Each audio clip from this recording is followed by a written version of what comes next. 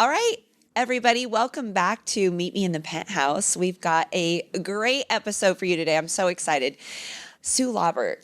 And Sue and I, this is Molly, if you're listening, and Sue Laubert and I met through a mutual friend, thanks to Kim Podani, which I will say, I met at CrossFit Lincoln back when I was a CrossFitter for those 3 short years, and found out it was really hard to do that and train for half Ironmans. But because of that, that's how I met Sue. When we moved to Ashland, then I got to meet her at Lifetime Fitness, and we hit it off immediately.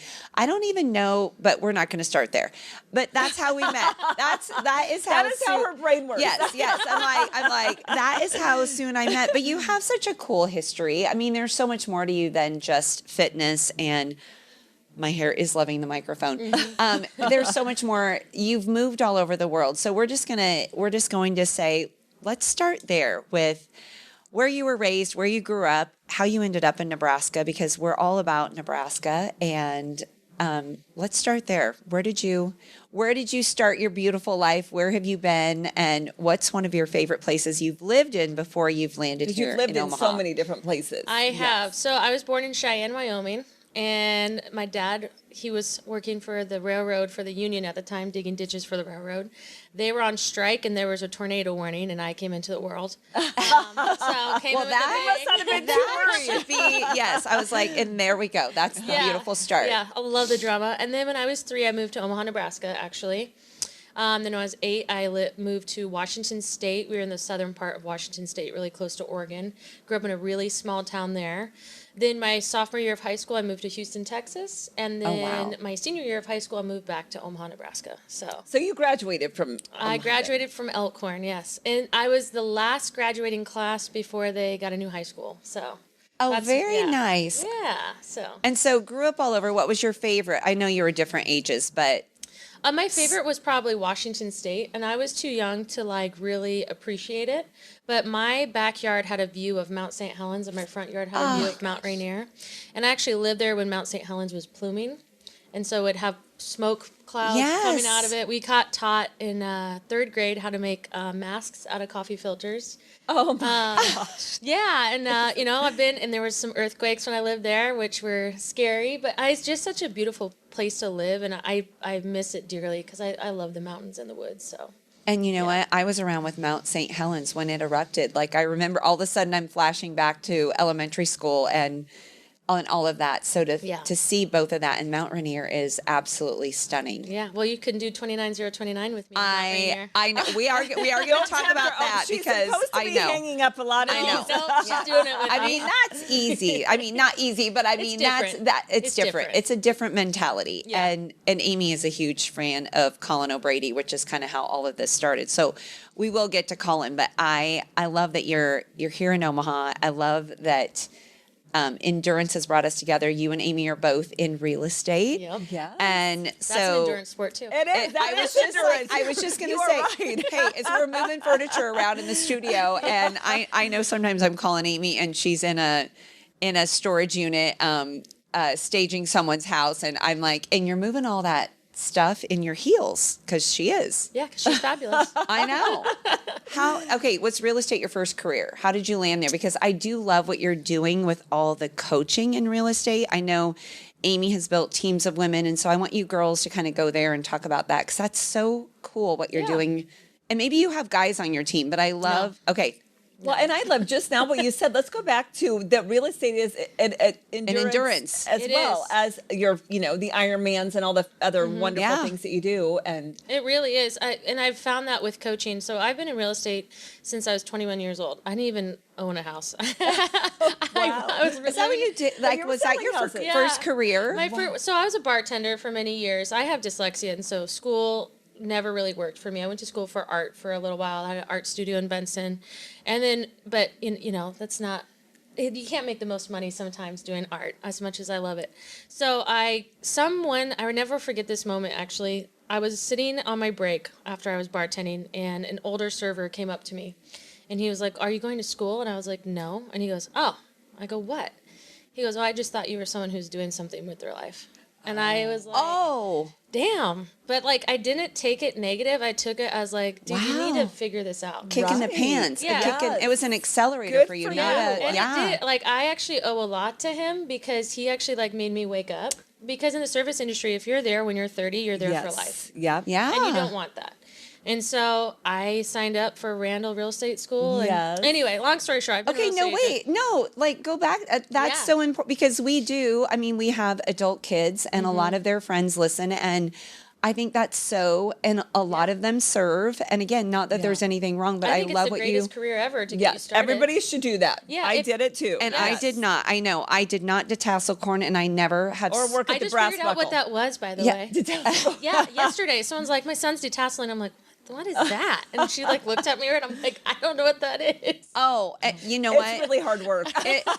She cried every morning doing, and I just thought, heck no, I'm lifeguarding at the pool where you can wear a one piece. I mean, wear my swimsuit and get a tan. I was like, I am not getting up at, it felt like 3 a.m., but I was like, I am not doing that. But I do think detasseling, especially Nebraska detasseling and serving would be, and I thought, could I do that at 55? Go back and if anybody wants me to come and detassel just for a day, we should do it. Make a little video of us detasseling. I know, of like, there we go. Honestly, let's see how much work it is. I know it's hot and I know you're muddy, but I would do that. Yes. Yeah. But when I see those servers carrying those complicated drinks on the trays and all that stuff, so I love what he said to you. I think that is so cool. Let's say it one more time, what he said to you. He said, I thought you were somebody who was going to do something with their life, which I've said this story to other people and are like, oh, how dare he? And they get offended.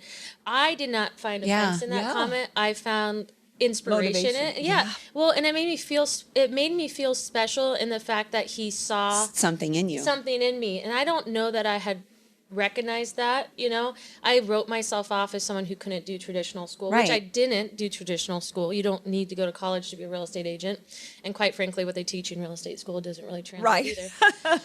But yeah, I mean, I owe him a lot. I mean, he definitely changed my view of what I was capable of. Was it instantaneous? I mean, was it, like real estate? Real estate was in the back of your mind and you went and signed up that night? I mean, was it that fast? Yeah, I mean, pretty much, because real estate was always a thought because I mean, my parents moved so much.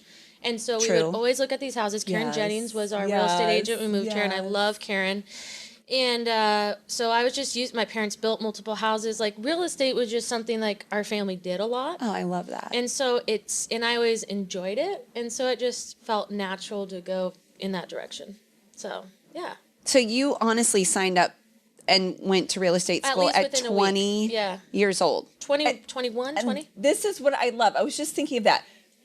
Most people would have been offended. When you tell the story, people were offended. They were like, oh my gosh, how dare he? Your perspective was, oh my gosh, you changed my life. Think of how many times, again, it's just... It's a choice. It's a choice. You can either be offended by things or you can be like, oh my gosh, thank you for that wake up. Yeah, it's the silver lining, right? And yes, so, like, that's, absolutely. I tell people that all the time, like, there's silver lining in everything. Amen. And I try really hard to find it. So, like, there's silver lining in failure, in defeat, and success. And you have to find it in all, like, it's a lesson to be had. There's not anything is all negative. Right. There's a positive or good or in bad. Everything. Yeah, exactly. No. So... yeah, I mean... it's the meaning you put behind it. And you chose the meaning of, oh my gosh, you just opened my eyes. You changed my life. Yeah, so I owe him a lot, and it helped a lot. So, yeah, long story short, I've been in real estate almost 13 years now. So, and I've been a team manager for 3. My best friend came to me who I got into real estate. I was a part-time real estate agent at the time because when COVID hit, I had a 4-month-old and a 20-month-old. Oh my God. And I was like, I can't put them in daycare, the world's shutting down. So I just stayed home and I sold a few houses here and there. Yes. And my best friend came to me and her real estate business, her name's Callie Rethwish, just took off. She's just naturally just really great at it. And she sat me down one day and she's like, I'm gonna start a real estate team. And I was like, can I join your team? And she goes, well, can you be the manager of my team? And I was like, what? She goes, I think you'd be a great coach. I want you to coach all the agents on our team every week. And I was like, fantastic. I was like, holy crap, that's a lot of pressure. I have to come back full time, and I'm not going to pardon my French, half-ass this, because if she's going to believe in me and she's my best friend and she's going to bet on me, like, I better pick it up and once again, another somebody could have been like, oh my gosh, I'm taking offense to this. Like, Yeah, no, not at all. She believed in me. yeah. I think that's there what was- everyone needs. Yes, You know? absolutely. Which is probably what you do well with these agents that so. you're coaching. I mean, hope so. they buy your belief. They borrow your belief in them, oftentimes before they have it in themselves. Yeah, yeah. So were you doing real estate alone before this? Yeah, Like, well, no. And like, speak to our 21-year-olds out there. You know, I mean, here that's you are, great. 21, speaking. I Yeah. mean, in real estate, like, were you selling a house a week, or is it Oh, no, a house a year? that would have been fantastic. I mean, like you said, I did it, and this is really important. Yeah. I did it before I even had a house. So I Yes. think a lot of people are like, oh, I have to. yeah. And Amy knows this, right? When you first start real estate, like what's the failure rate? Like 80%? Yes. Yeah, Yes, it's pretty dramatic it is. because, I mean, you don't get paid unless a deal is done. Right. There is no one paying you a salary. There is Right. nobody telling you to come to the office every day, usually. Yes. So I was a single agent on my own for 3 years. And I skirted by making 2, 3, 4 deals a year off Yeah. of family and open houses. Karen Jennings put me on our open house team, so that helped. But finally, I was like, I need a team. And I needed a team because I needed guidance. And so I joined a team at Nebraska Realty called Complete Real Estate Group. And my business tripled. And it was and it was the environment. Like, I had the Yes. skill. They also provided a lot of resources. And they were a great team, you know, and then I got married and had babies. And I was raised by a stay-at-home mom. And so I wanted to be a stay-at-home mom for my babies. And I was able to do that until my youngest went to kindergarten, and be a part-time real estate agent. But yeah, so a team, though, if you are 21 and you're getting into real estate, you need to find a team. Yes. Like, period, end of 100%. story. Like, you cannot navigate this industry, especially now, on your own. It's almost impossible. So that'd And be my that's- advice. And I love, I want you to go back to real estate is an endurance. Yeah, we do need to go into that. Yes. I mean, because It's you the do. damn truth. How long have you been selling real estate? So I am 2 decades now. Wow. 2 decades, just hit the 500 million mark. Wow, impressive. And it has been endurance. It is, been because you endurance. get knocked down a lot, right? Yes. You get What? You get knocked down a lot? What? Yeah. Well, so if we're correlating this to training for an Ironman and real estate, they're one and the same, right? Because Yes. it's the little actions. It's waking up and logging the miles, logging the time, you know, being on your feet. And the same thing with real estate. It's writing the notes. It's making the phone call. Yeah. It's going to the open houses. It's doing the little things where you do not get a quick outcome, Yes. Yeah. but you're planting seeds. And then Yes. the outcome, the finish line, if you would say, is when you do get that deal, or it's when you do Yes. get a referral. You know what I mean? And it doesn't stop. You don't just get one deal and then sit back and watch the deals Yes. roll in. I mean, you have every to, day you have to yes. find somebody a new yes. Because there's always somebody new who's going to take your business if you Yes. stop doing Yep. those things, those actions. So it is an endurance sport. You do have to commit every day to something that's going to propel you forward, because then you're just going to go backwards otherwise. Yes. So, Well, I have to ask you too, because one of my greatest success stories is a gal on my team that I call it my unelegant years. I used to frequent a restaurant when I was walking through a divorce and drinking more Maomi Pinot Noir than They call it a Pinot Noir, but we are like, there is no way that it is. was water. I mean, I thought it was. good times. Anyway, so I had an unelegant, a year and a half. But anyway, my server at the restaurant was amazing. And her name's Alyssa. She's on my team now. And I remember saying, you're better than this. And I don't mean that in a bad way, but you're so amazing that the world needs you out during the day, doing amazing things. So she then, I helped her with starting, she had the idea, and I was one of her first clients, to starting a cleaning business. Oh, wow. And then when she got stuck in between my wall and my toilet, when she was pregnant, I said, get your real estate license. You're going to come work with me. Wow. And that is one of the greatest things. I just love her. But her real estate business is her warm market. I remember her saying, why did I stay here, in this restaurant for 10 years? Like, why did I waste those years? Yeah. And I said, you didn't waste them. I was That's just her gonna say, warm yeah. market. That is who she's selling to, because she was so dynamic Yeah. as a server. She's that fabulous as an agent. And those are the people, when she got into real estate and said, I'm with Amy Mosser, she's mentoring me, and I would help her, go to those listing appointments and all of that. Her first listings was going to be, were the $1 million listings, because that's who frequented this. See, and that's that cool. So Yes. like you didn't, the reason why she was great is you didn't have to teach her how to be outgoing, how to be marketable, because she already did that with service. Yes. I tell people all the time, if you were in the service industry, you can do sales. Yes. So she already built that base. Some people don't even have that Yes. base. You just taught her like the boring paperwork. Yes. I mean, honestly, and like Yes. some terminology, but at the end of the day, like she already had it. Yes. She did. It is that she had that personality that people are drawn to.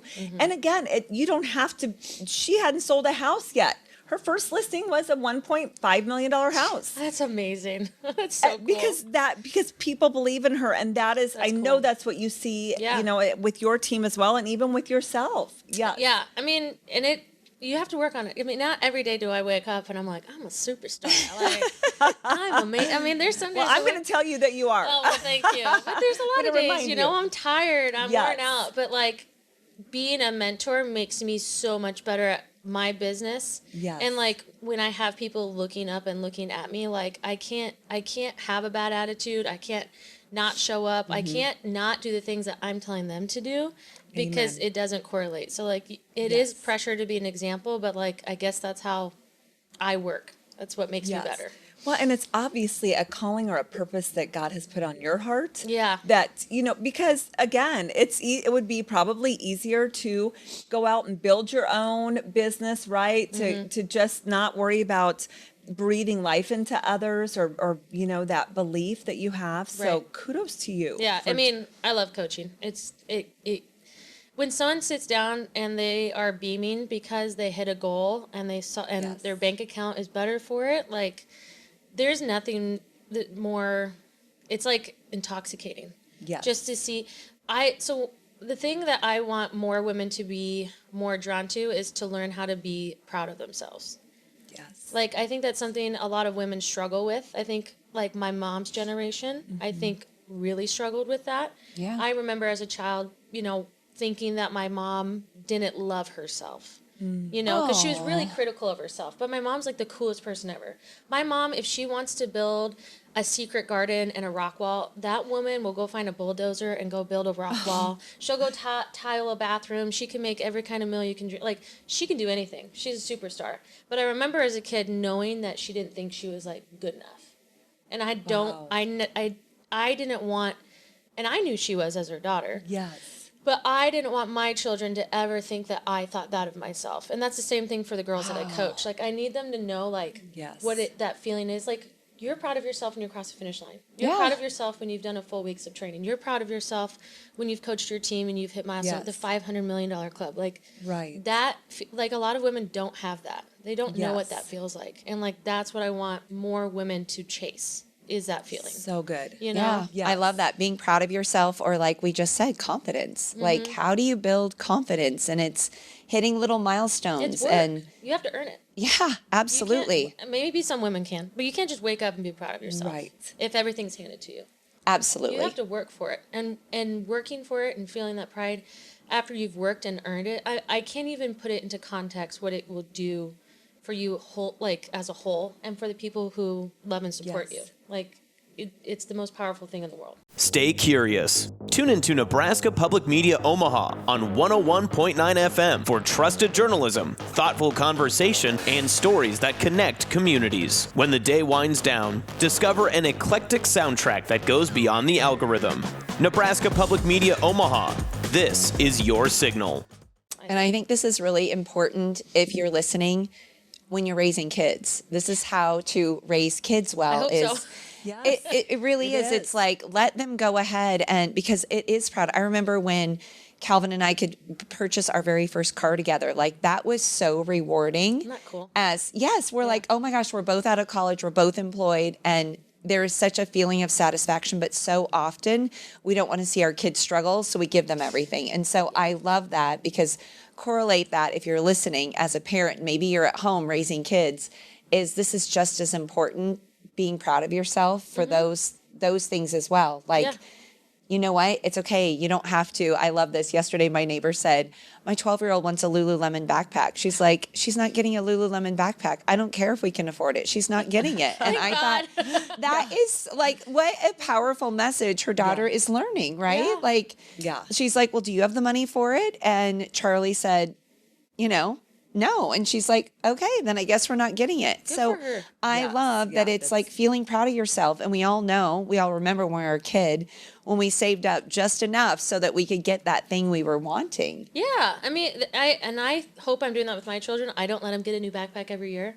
They get a new one every other year because Yes. I'm not doing it. Like that's frivolous to me. And if they really want something, they're old enough now. They have little piggy banks. Yes. They can go buy it. I'm not buying Yes. a squishy. Yeah. Are you kidding me? Those squishies. Oh my gosh, heck no. If you really want a squishy, you spend your money on it. I'm not spending my money on it. And it is, but look, you're just investing in teaching them how to be proud of themselves. And that's what we're talking about, like how to be proud of yourself when, remember, these humans that you're raising are going to be adults someday. And the being proud of yourself, that just, again, builds confidence. And that's what we want. So we're I was going to, gonna say, and going back to the confidence piece, quickly, confidence happens after action. It doesn't happen because of action, of stepping out. So you deciding to sign up for your real estate exam a week after somebody said that, after you took that as a compliment and as motivation to get that, you didn't know a lot about real estate. You weren't confident in knowing you were going to kick ass in real estate. and you didn't took own a action. house. Again, like You that's a didn't own huge house. You one. hadn't even Like, been through the whole process yourself. Yeah. But you did it. So that is where action is what created confidence. And that's clearly what you coach your I like how you put that. I've never heard it put that way, but I really like that, actually. That's a good way to say it. action is what builds the confidence. It's not you don't have confidence confidence and then first you take action. It's completely the opposite Yes. way, right? Yeah. And confidence is built in fear too. So I'm glad you said the word fear, because that is actually a big piece of it. You know, I heard someone say the other day, you should find goals that scare you. Ironman's scary. Yeah. And oh yes. yeah, managing a team scares me. Right. I don't want to screw it up. Yes, yeah. You know, there's a lot of people putting their faith and trust in me, including my best friend who owns and manages the team. And so that scares me, but that makes me perform better because I'm scared. And like, Yes. that's not a bad thing. That's a good thing. Exactly. If it doesn't frighten you, if it doesn't scare you, if it makes you feel uneasy because you know it'll be hard, then you need to do it. Yes. Yeah.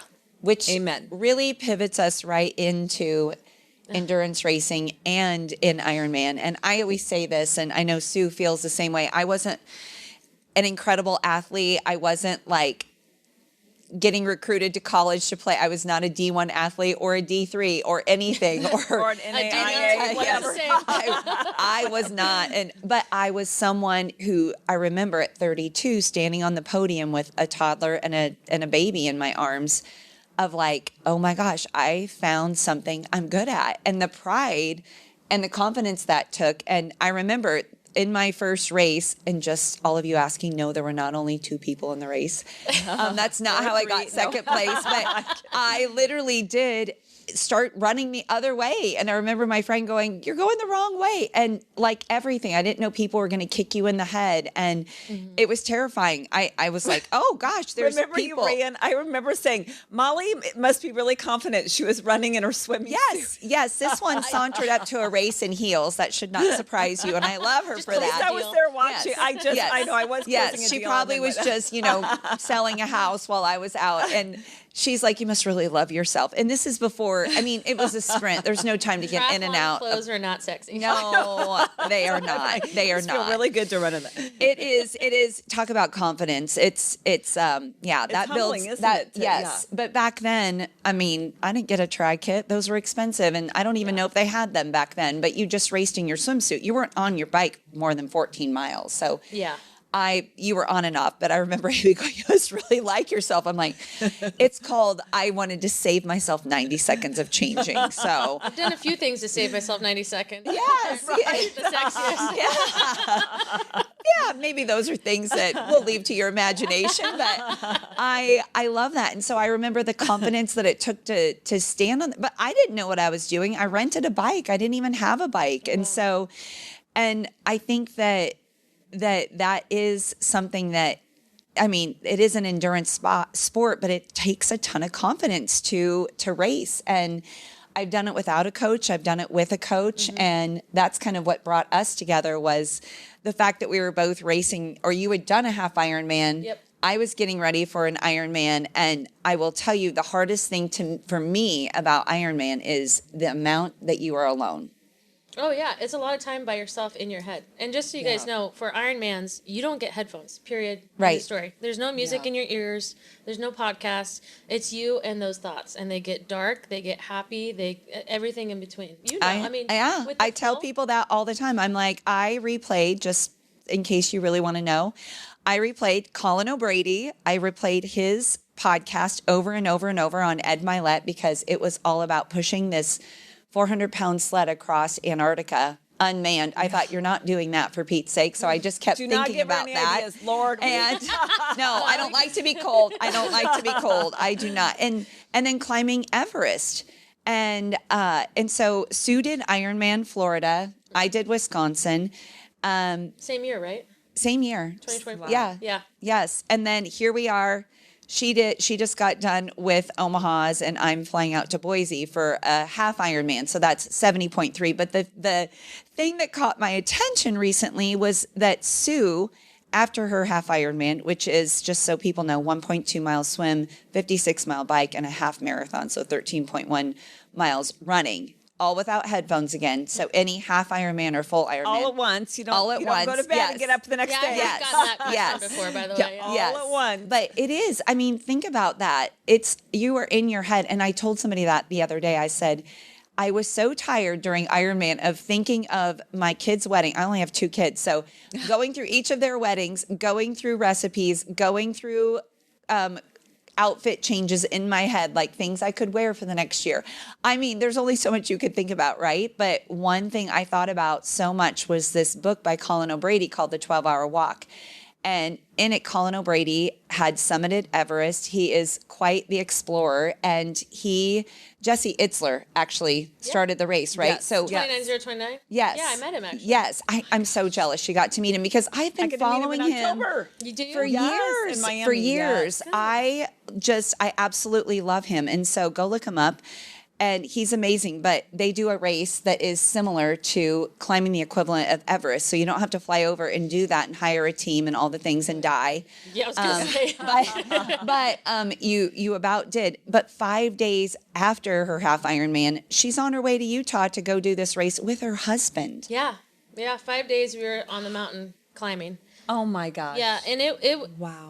I will tell you, it's a great entrance race for someone wanting to enter in endurance sports. That's kind of one of their pillars, is anybody can do this race. And this was my husband's first endurance anything. I think the farthest he's ever ran before is a 10K. And and my husband's a retired football player bodybuilder, so he's an enormous human being. Have you ever seen an SNL skit of John Cena riding a bike? Oh my gosh, Yeah, yeah. that's kind of how I picture him That doing is endurance funny. sports. So it was crazy. It took us 33 hours. There's a 36-hour cutoff. We climbed the mountain 13 times. Each climb was 2.4 miles with 2,300 feet of elevation each time. And for perspective, go out on your treadmill and put it at 20% incline and walk for an hour and a half straight. That's what every climb was. The average grade was 20%. Yeah. There was points where I got altitude sickness and I had to lie to the medical guy and tell him. Oh, this is my favorite. Yeah, I got down. It was lap 2, and I was getting nauseous, and I knew it was elevation sickness, and or heat stroke because I was getting hot. And I went up to the medic, and I was like, I need nausea medication. And he looked at me. I go, I'm motion sick from the gondola, because you ride the gondola down. And he was like, do you get it motion sick a lot? I'm like, all the time. I'm motion sick. And I could tell he was trying to evaluate if I needed to be taken out. He reluctantly gave me medication, and I felt better, and I just started shoving ice cubes down my bra to cool down. So at one point, I got sick. That was lap 2. Lap 3, I was crawling up the mountain. My husband's like, I don't think we can do this. And I was like, we're doing it. And there was one point I fell asleep while eating, sitting up.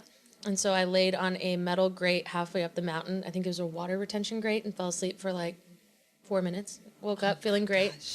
Kept climbing. We climbed all through the night. We took an hour nap at, I think, 7 a.m. the next morning, woke up at 8 a.m. to finish the climb. My husband ended with 5 blisters on each foot. Oh, my goodness. His feet were disgusting. Wow. My feet were fine. But yeah, I mean, and again, you could have headphones, but my husband and I didn't put headphones in once. And there was a lot of stillness between us, a lot of quiet between us. Yes. But we were still together and we were suffering together, but like every step we took together. We took every climb together. And it was one of the coolest things. You get a red hat when you summit, so everybody knows that you did it. And that was the most expensive and coolest red hat I've ever gotten in my life. I couldn't. That is fantastic. I can't even formulate it into words, but go to YouTube and type in 29029. They do a really good job of documenting their climbs. Okay. And you'll be inspired. It's pretty cool. I mean, so that is the feat of Everest, and so that's why you climb through the night, because there is a cutoff, obviously. So you can't just pause. You're climbing with a headlamp on. You're climbing tired. You're climbing hungry, There are moose cold. on the trail. And there are because when I read the book, I thought it was only in Vermont. So when I saw you go to Utah, I was like, wait, hang on a minute. Yeah, that's their second location they opened. They have 7 now. Okay. Yeah. Do you know where they are? One's in Canada, Wyoming, Utah, Vermont, Mount Rainier is one, and there's a Mont Tremblant. That's another one. Yeah, I mean, That would be I beautiful. won't lie to you, Molly. I plan to do all of them. So Good for let you. me know if you'd like to join me. for you. My husband's, I think, out, but let me know. And I said, okay, and this is really important. I said, compare that to Ironman, and you had such a great response to that. Oh gosh, I don't even remember what I said. Well, I think you said Ironman is so much more technical. Yes. You do have to constantly, it sounds crazy that 112 miles on a bike goes fast, but you're constantly thinking water, electrolyte, food, salt tab. You're just constantly rotate. Pretty soon you're like, oh, I'm at 112 miles. Like it goes that fast because you're just constantly thinking. And so you said it, Ironman is so much more technical, but this was way more mental. Yeah, it was. You summed it up really well. I did the 50-mile march too, and that was similar. When you're going for that long, you have to it's a non-negotiable to finish. That's what it is. When you don't have a non-negotiable, that's when you don't finish. I saw lots of people, only 60% reached Everest at this event. And I saw a lot of people negotiating with themselves, and when you're doing an event like that, there's no room for that. You don't do that. You just finish. You take one step in front of the other. You do not negotiate. Your feet might be bleeding, and it's worth it. You're going to finish that climb. It sounds intense, but it's true. Wow. It is. But yeah. I love that. But that's it for life. I mean, truly. Yeah. With even coaching, we have non-negotiables that we set every single month with your business and with your personal life, because they go together. I truly believe everybody should have a physical goal at all times. Yeah. It doesn't need to be an Ironman. Doesn't need to be Everest, although it should be. No, but I think the girls on the team, I had one girl on our team in particular, she went through a really, really rough breakup. She's a fabulous agent, but she had a really rough breakup. And it was the first week I was coaching her was the week she went through this bad breakup. Been with him for a long time, had to separate houses, all of that. And that year she committed to doing a 5K every single month. And she did it. Wow, good for her. Oh, And, I love that. Yeah, she climbed through the grief and the loss, and now, 3 years later, she is engaged to the love of her life. Oh. Her business has never been better, and she's just, as a whole, as a person, she's grown and evolved into this incredible person. And it's because she set non-negotiables in both her personal life and her work life, and they worked together to get her to where she's at now. So. Oh, that's phenomenal. Yeah, it's super agree. cool. I'm very proud of her. So I think everybody needs to have a physical goal, because if your body is unwell, your business is unwell. Yes. Amen to that. I will say that as well. Amen to I'm that. like, Yes. and your mind is powerful. So non-negotiable, Yeah. physical, personal goal, those two are married. Yeah. Oh, 100%. I couldn't agree more. Yeah. So. You said that, and I literally had such a peace wash over me just now. I'm like, oh, That's cool. I'm so in the right place right now. Yeah, you are. It's Look such what a you good guys place. Are doing, I mean, you do a lot, both of you, but you take care of your body physically. I think that's a big pillar I know for both of you, and that's what makes you able to keep doing new adventures and keep building your business, because if you're unwell, you don't have energy, you don't have motivation, you don't have self-control, and you need all those things to be successful. So, yeah. We owe it. Hang on. As we, I'll let her blow her nose. And Allergies in the lake. We always end with the final question of, it's called Meet Me in the Penthouse. So what does living in the penthouse mean to you? Being in the penthouse, living in the penthouse views. What does it mean to you? What does that phrase mean to you? What does it bring up? I don't know. I mean, when you say meet me in the penthouse, I take it as like you're at the pinnacle of your life, would you say? Or you're living your life to the way that you maybe designed it or wanted it to be at some point. So I think did you say meet me in the penthouse? Yeah. Oh gosh, God, that's like a loaded question. I think what it means is know the life that you want and work like hell to get it. And don't stop until you do. And when you get there, help other people reach that point as well. So good. So, wow. Yeah. That's what I would Mentorship is everything. Honestly, Yes. it's everyone needs it. It does.